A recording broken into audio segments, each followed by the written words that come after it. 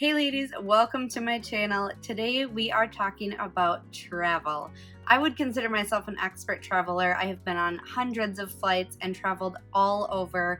So I want to share 10 tips with you today to make your trip more fun, easier, and just a little bit more relaxed. For the question of the day, I would love to know where your favorite place is that you have visited. Mine is London. I would go back there any day. I would move there if I didn't have a family, and maybe someday I will. But for now, I would love to hear your favorite place to travel. While you are in the comments, make sure you hit the subscribe button, turn your notifications on if you haven't, and give this video a big thumbs up. Let's get started. The first tip I want to give you is to be rested and relaxed for your trip. This is not easy. A lot of us get really stressed out when we fly, when we travel. There is so much to think about and remember and be concerned about. Some of us have fears about flying or travel, things like that. So in order to be the most relaxed so that you can enjoy your travel, whether it's for work or leisure, I want you to make sure that you get enough sleep. This sounds so hard, and oftentimes when we wake up for flights at 3 or 4 in the morning, we hardly get any sleep. We're restless, we're awake the night before thinking about the things that we forgot to pack or the things we have to do when we get up. But do your very best. Do what relaxes you. Maybe have a nightcap, maybe take some melatonin the night before, take a bath, do anything that will help you to relax so that you can get the rest you need. As far as the day of travel, a couple things that I find to be helpful are my CBD inhaler. I can actually drop a link to it. It's one of my favorite products for when I'm feeling overwhelmed, stressed, anxious. I just take a puff of that inhaler. It's completely safe and it helps me to feel much more relaxed. For you, maybe it's a glass of wine or whatever it is that relaxes you, before you get to the airport or even when you get there before you take off. Take an anxiety pill if that's something that's helpful to you, but just try to be as relaxed and rested as possible to enjoy your trip the most. You don't want to be chugging loads of coffee. I have done that. I have gotten to the airport at 5 o'clock in the morning and I'm so tired from not sleeping that I chug a bunch of coffee.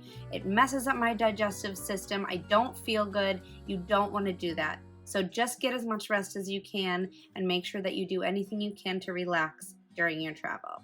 The second tip is to be as comfortable as possible. Some people you see at the airport are wearing high heels and fancy dresses and look really nice. Sometimes that's necessary if they're traveling for work and things like that. But if you don't need to dress that way, if you don't need to dress up, I recommend that you don't. I have a couple products that I want to share with you that help me to feel comfortable. My go-to travel outfit is a pair of black leggings with a pocket for my phone, a comfy sweatshirt hoodie, and my favorite shoes. These are Hey Dudes. They are lightweight, comfortable. You can take out the pad and throw them in the washing machine. They only weigh 4 ounces each. They're super comfortable for traveling. Your feet don't sweat in them, and you can wear them anywhere. They're easy to slip off for TSA. So these are my very favorite shoes. I absolutely adore them. They are a little on the pricey end, but you can get them on sale and they are worth every penny. So this is one of the things that makes me feel comfortable, as well as my go-to travel outfit. One other thing I want to share with you is my favorite pillow, and if you've been with me for a while, you have probably seen me talk about this in my Amazon favorites video, but this is my favorite travel pillow. It is foldable, bendable. It stays in whatever shape you put it in, so you can roll it up really nice and small to fit it in a small backpack. You can hook it through the straps of a bag or backpack, and when you put it on your neck, it clips. So I don't know about you, if you've ever tried a neck pillow where you doze off and then your head kind of falls forward. That doesn't happen with this because you can conform it to the shape of your neck and it's really comfortable without being tight, but then it has this hook. So no matter which way your head is facing, you're going to stay put in this pillow. So I cannot recommend this travel pillow enough. I'm going to put a link to it in case you feel like you want it, but I absolutely love it. I don't travel without it, and it really helps me to be comfortable, which again is part of what's going to help you to feel relaxed when you're traveling. Number 3 is to be prepared. What I mean by this is anything that you think you might need, from Tums to some extra bobby pins, a snack, things like that. Get a little zipper pouch. You can find them for very inexpensive, and put all of your kind of extra essential emergency kit items in there. You can put things in there like an extra tube of chapstick, some gum in case your ears start popping during takeoff or landing, maybe a stain treatment stick in case you spill coffee all over your one and only outfit. Anything that you need that you have to buy at the airport is going to cost a lot more. So I always pack a couple of small snacks, and right now because of COVID they're not even serving snacks on the plane.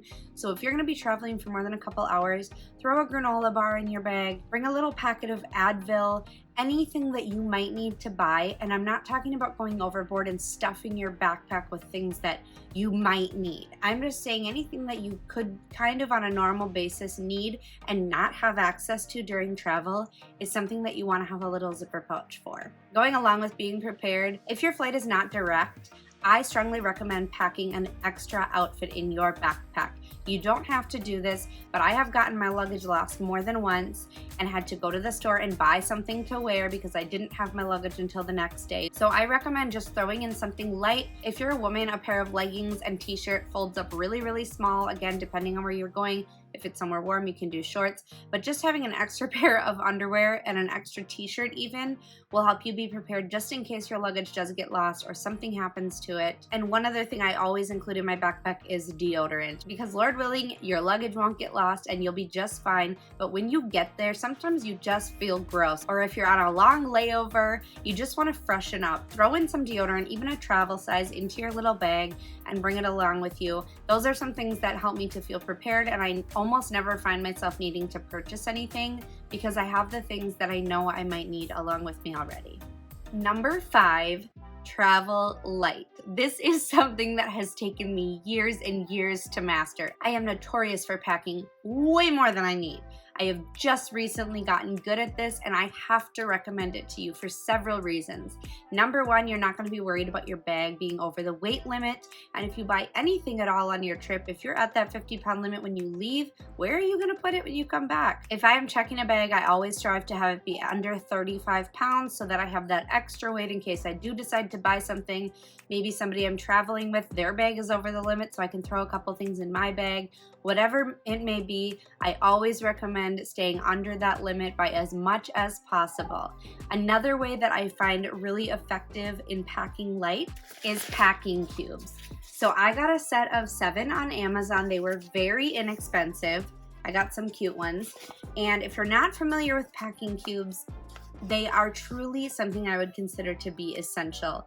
As opposed to throwing all of your items in one bag and having no organization, these really help you to be organized. This packing cube can hold at least 10 t-shirts. Look how small this is. All you do is take your item, fold it in half, roll it up, and stick it in your packing cube. Not only does it save space, but it also prevents wrinkles in your clothes. Think about the absolute worst case. You're short a couple t-shirts and you have to hand wash one in the hotel, or go purchase one because you're visiting and you're probably gonna get a souvenir t-shirt anyway. That's the worst case. Best case is you saved yourself a heck of a lot of weight, lugging it around the airport, carrying it from the airport to wherever you're going, and then up to your room and then back down, and all of that. You are just saving yourself so much hassle by packing light. If you are on an airline that does not allow a free checked bag, try to fit it in a carry-on. You will save money and you will be so thankful that you don't have to go to baggage claim and get your bag. So strongly recommend packing lighter than you need to. I'm going to talk a little bit about your wardrobe in another tip. Number 5, travel one airline. It is so easy to look at a flight and pick the cheapest one. And while I have nothing against being on a budget, I recommend traveling with one airline that you really like. I have traveled on pretty much every airline in the US. I strongly prefer Delta, and we made the decision a few years ago that Delta was the only airline we were going to fly. And there is more than one reason for this. Number 1, if you can get a credit card for the airline that you are flying and put your flights and everything else you buy on that credit card, you will get miles and you will be able to use those. I just had a friend who had about 6 flights worth of miles because they used that credit card for everything. I'm not recommending debt. I am saying everything you buy on a daily basis, put on the credit card and immediately pay it off. with what would be in your bank account, because you are going to accumulate miles. And if you fly frequently, or you just enjoy a couple of free flights once a year when you go on a trip, that's a great way to do it. Number 2, you can build loyalty points, and those will also give you miles on the airline. Number 3, you always know what to expect. I know that because I fly Delta and I have a Delta credit card, I can always check a bag for free. I don't have to pay the $35 or $50 to check my bag. It's always free. It's always included. I know exactly what to expect as far as their rules, their regulations, their limitations.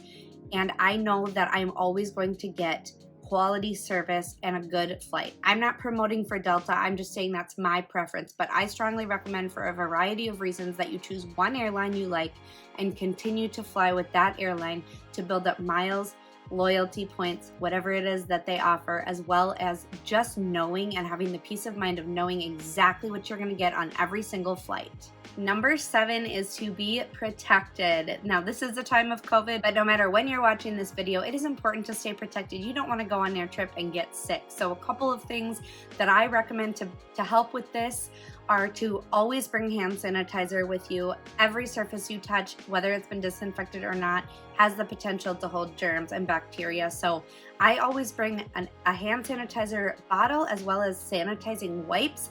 You can buy them for 99 cents in the travel section at Target, and I just like to wipe things down when I get onto an airplane or when I sit down at a table to eat lunch. I like to have them with me. I wipe down my tray table where I'm going to be resting my arms. If I go to a restaurant, I just give it a quick wipe. I like to sanitize my hands often, and I may be on the extreme end of this, but I don't like getting sick, and I certainly don't want to get sick on a trip.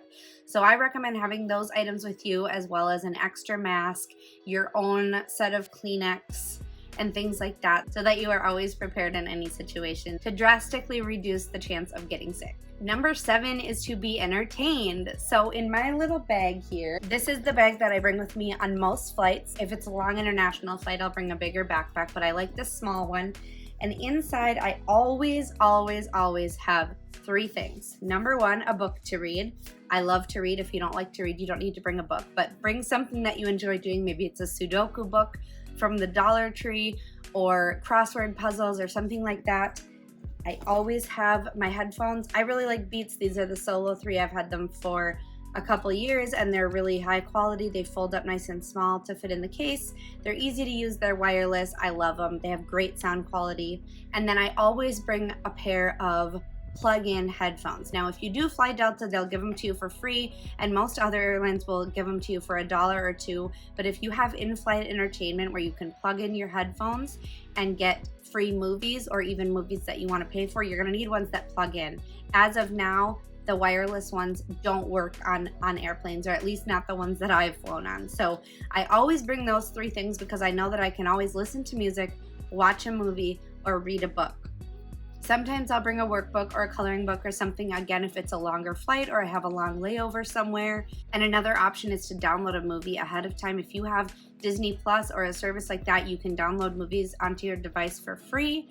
So if your airline does not provide in-flight movies, you can definitely do that ahead of time, but just make sure that you have something to do. If you are traveling with kids, I honestly could make an entire video about that, but make sure they have something to do.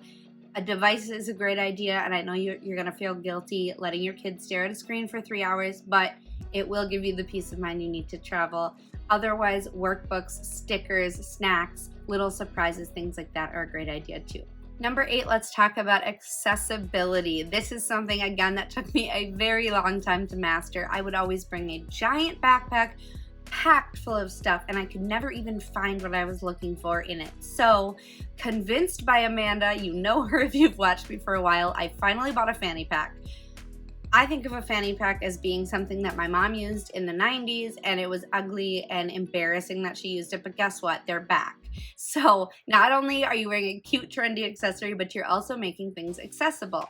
I switched to a smaller backpack. I decided to quit bringing a million things in my bag and bring something that wasn't going to hurt my shoulders, just a lightweight bag. And then in addition to that, I am just now starting to wear a fanny pack. Now, if you don't like a fanny pack, a small crossbody purse will work just fine too, but the things that you absolutely need to access during your travel should go in that little bag or fanny pack.